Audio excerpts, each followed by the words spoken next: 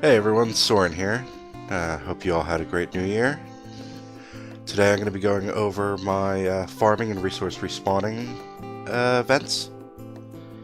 These utilize my time and date system, which is a fair bit more advanced than the one I've put on the Steam boards. Anyway, this will allow making a system similar to the likes of other farming simulators, and it's rudimentary, but it works for now. You will be able to collect eggs, which will build up into up to 5 eggs, and then that'll be the cap. It'll stop gaining eggs, but you'll see it visually here. As you can see, it's empty at the moment. You'll be able to milk cows, which will happen automatically. All of this is happening right now without me having to do anything. As you can see, I have the time rather sped up.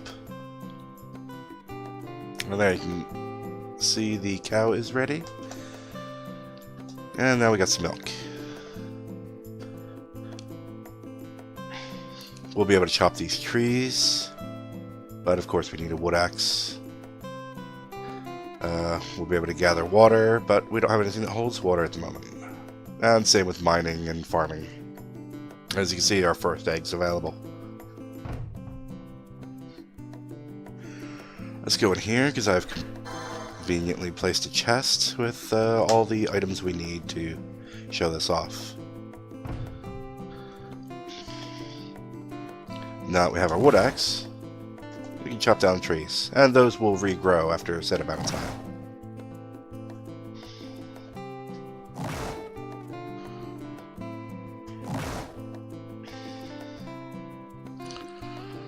Now let's go ahead and go in the mine before we start doing the farm.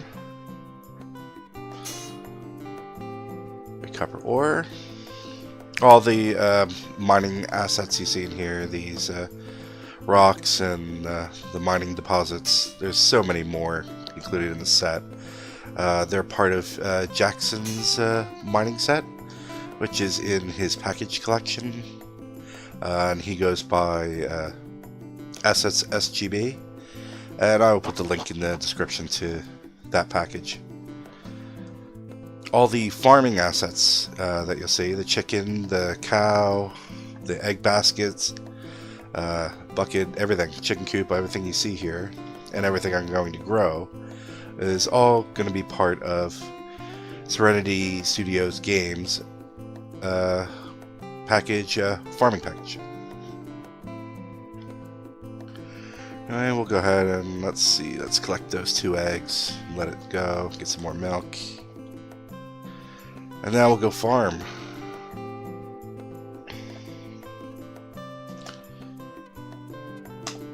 So that we have the seeds, we're going to go ahead and start farming.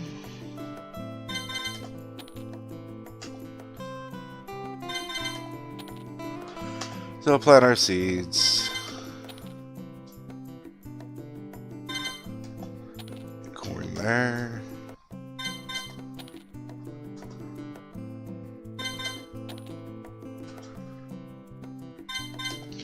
This system can naturally be optimized and made a lot more clean.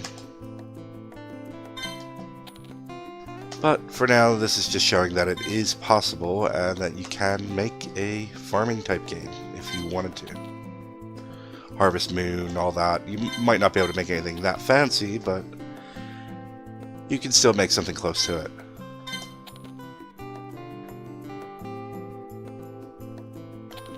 As you can see, I have the times for these accelerated as well. Go ahead and leave that for a minute till they're all kind of ready.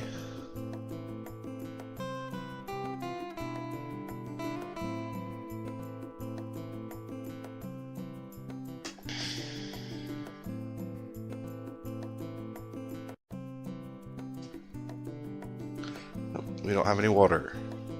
Gonna be able to water our plants. Now that we have our watering can, we can go ahead and get all the water.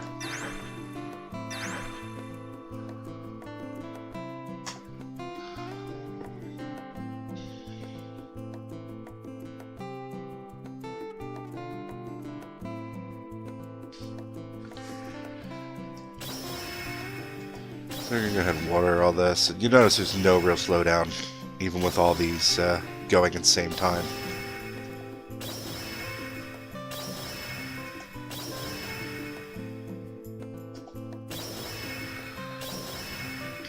Now they all look the same at the first stage, like this. But you'll start to see the difference in the next one.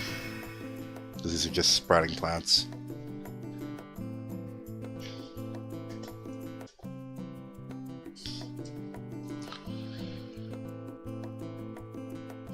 Let's see.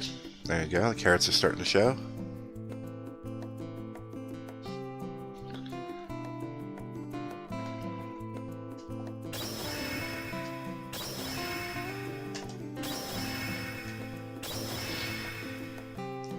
The carrots are done. You'll see 4 carrots there. So as you can imagine, we have a couple more stages to go.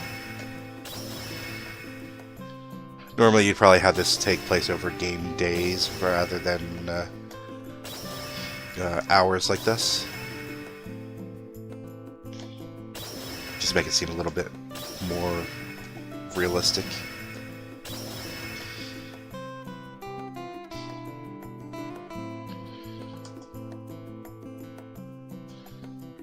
Right now it's just me running back and forth doing things. But basically all this is possible thanks to local variables that are now in it. Since the recent update, which also included Unity.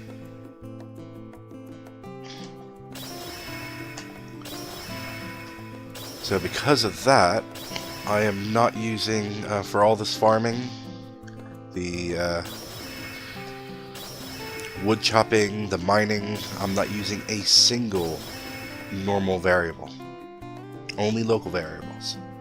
The only normal variables I'm using are the ones that I've already had in place for my time system. Which you'll see as we go through that all this keeps going, whether I'm on the map or not, thanks to common events.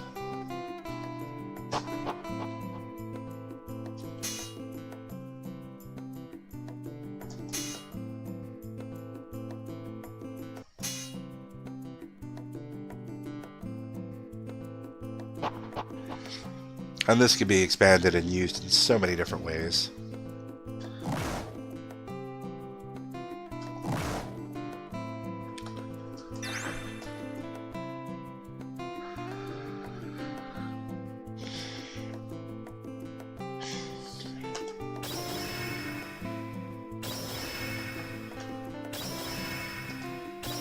And right now, some things, as I'm sure you've already noticed, grow faster than others. It's simple just to set how long each one takes.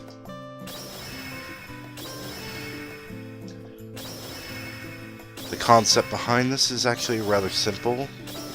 Once you have the time system in place, you just have a local variable set to be equal the time you've planted it. And then however long you want it to take, you just add that many hours or days, however you want to do it, onto it. And then you just have an automatic event. Just continually check to see if the current time now equals the local variable time that you had set. Once they're the same, or once the current time is larger than the time set, then the event will proceed with either go on to the watering stage or allow you to collect it.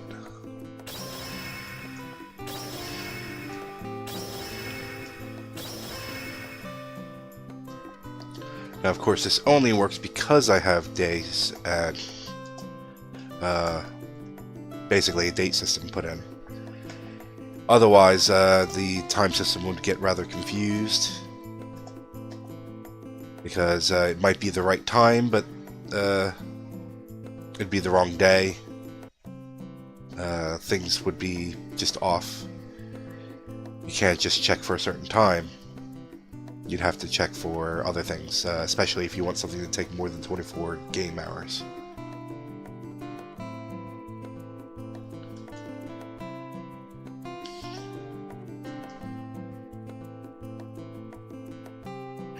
But once you have the normal time system put in place, the system for adding dates is rather simplistic. Alright, finally get our corn.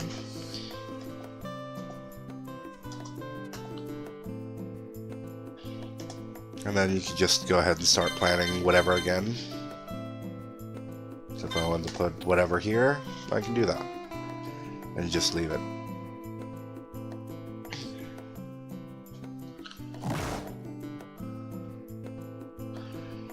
So that is it.